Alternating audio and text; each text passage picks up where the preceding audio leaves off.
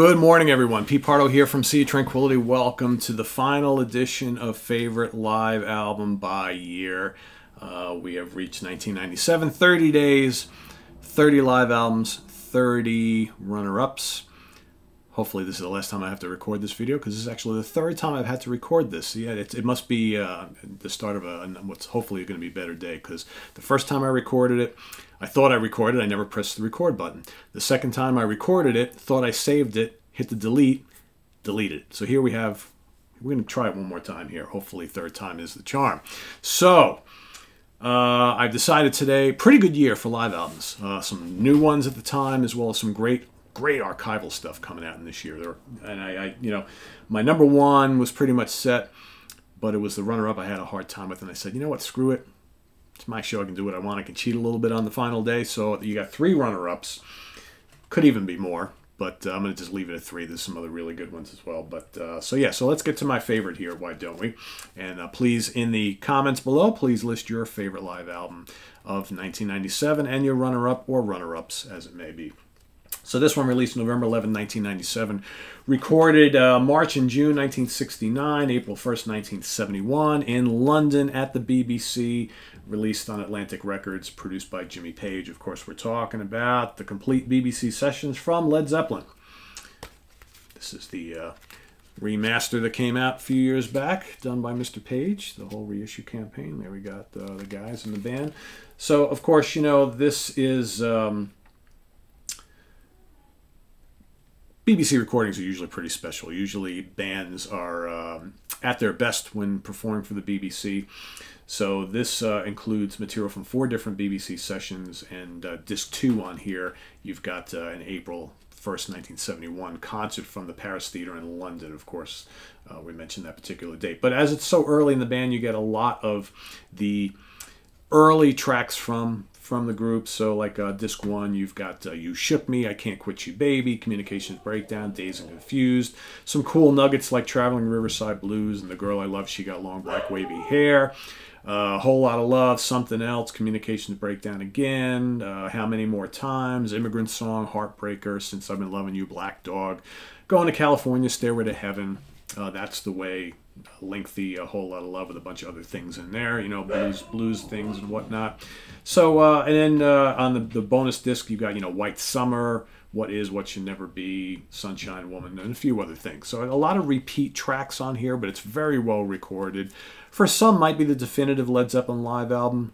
You know, really back when Led Zeppelin was still an existing band, you had The Song Remains the Same, which was really the only official live album at the time, the soundtrack to the film of the same name. We've gotten some things since the band, you know, split up after Bonham's death, but I've talked to many people who find this to be the best. Your mileage may vary, but I think it's quite good. It's got to be my number 1, so there you have it. As for my runner-ups here, so like I said, I got a 3-way tie. Didn't want to leave any of these out. I do want to mention the Santana at the Fillmore, also really, really good. Not going to talk much about it today, but that would probably be my number 4. But my tie for a runner-up, released October 28, 1997, recorded February 11th, 1969, at the Fillmore East in New York City. I'm talking about, yes, Grateful Dead, Fillmore East, 2/11/69. Yeah, how this was never officially released back in the day is pretty surprising, because this is one of my favorite live albums from the Dead, official live albums. There's so many. I have very little compared to, I'm sure, the serious Deadhead, who probably has hundreds and hundreds of live albums from this band. But great performance here. You've got Tom Constantin on organ, Jerry Garcia, guitar and vocals, Mickey Hart on drums, Bill Kreutzmann on drums, Phil Lesh on bass and vocals, Bob Weir, rhythm guitar and vocals, and of course Mr. Pigpen on percussion, harmonica, and vocals. This is, you know, the Grateful Dead at their rambling, bluesy, jazzy, experimental, psychedelic best. A lot of lengthy tracks here with all sorts of noodling and jamming and whatnot. You know, you got to be into this sort of thing, right? I find when I'm in the mood for the Dead, this is a nice go-to live album. I got a few of them that are really good, but a good band when the mood is right. Good Morning Little Schoolgirl starts it off, 9 minutes and change. Got Cryptical Envelopment, the other one, Cryptical Envelopment, enveloping the other one, right? Cryptical Envelopment's kind of like this amoeba that would always like find its way throughout their sets. Doing That Rag, I'm a King Bee, Turn on Your Love Light, 17 minutes long, which is really great here. Hey Jude, by the Beatles. Of course, I think this is the only official live release with them performing that, if I'm not mistaken. It's quite good. Dupree's Diamond Blues on disc 2, Mountains of the Moon, Dark Star, 12 minutes and change. Maybe not the, epic statement that is Dark Star on the Live Dead album, but still pretty damn good. St. Stephen is killer on here. The 11 got a little drum thing. Caution, Do Not Stop on tracks. Feedback, and a lengthy And We Bid You Good Night. So really good live album. Really good live album from the Dead. All right, what else we got here? So this one released 1997, don't have an exact date, but recorded at various dates throughout 1969, released on the DGM label. King Crimson, Epitaph. Cool box set. This is the original box set, which contained 2 volumes, 2 discs, but there was a later reissue that had even more archival live recordings from 1969. So, of course, this is the Robert Fripp, Greg Lake, Michael Giles, and Ian McDonald lineup of the band, the original lineup of the band. There's not a lot of anything from that original lineup as far as live recordings go. So that's why this is so important of an archive release. So we've got a lot of the same songs, but we've got recordings from the Maida Vale Studios for the BBC Radio. We've got Fillmore East appearance here and a whole bunch of Fillmore West appearances. So 21st Century Schizoid Man, Core the Crimson King, Get Thy Bearings, Epitaph, Amana City, what else? Mantra, Travel Weary Capricorn, a little improv, Mars, right? Anything else new? Yeah, it's basically those are the tracks, just you get all of them repeated from various dates on here. So yeah, this is quite good. It's just a real historical statement from an early part of the band. It's much like the Grateful Dead, a lot of live albums from King Crimson over the years, right? From all the different lineups. So yeah, very good. Had to include that. The Night Watch is also another great one too from King Crimson that released the same year. Next up, released on July 29th, 1997, recorded at various gigs in 96 and 97 for the East West label. I'm talking about Pantera, Official Live, 101 Proof, Pure Against the Grain, American Metal. Basically a live album, a greatest hits live album, or greatest hits performed live. Of course, you got Dimebag, Daryl on guitars, you got Phil Anselmo on vocals, Rex Brown on bass, and Vinnie Paul on drums. This is before the band would call it quits, and before, of course, we lost Dime. But yeah, amazing stuff on here. Like I said, basically a greatest hits of Pantera. Some of my favorite tracks are on here. A New Level, Becoming, 5 Minutes Alone, and I'm Broken. Love those tracks. You got the bigger hits like Cemetery Gates, This Love, Walk, right? You've got Sandblasted Skin, Suicide Note Part 2, War Nerve, Strength Beyond Strength, Dom Hollow, Cemetery Gates, a crazy fucking Hostile, right? And then 2 bonus tracks. You've got Where You Come From and I Can't Hide, 2 studio recordings. So kind of cool they threw them on here, right? So yeah, mandatory Pantera, right?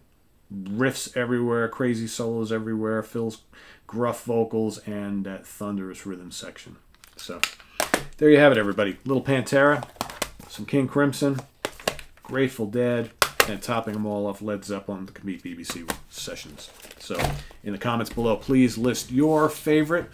Otherwise, Hulk will smash of 1997. That's right, 1997. God, like I said, I've had to record this 3 times today, so I'm getting a little tongue-tied. So yeah, put yours in the favorite below, and put your favorites in the comments below, and stay tuned.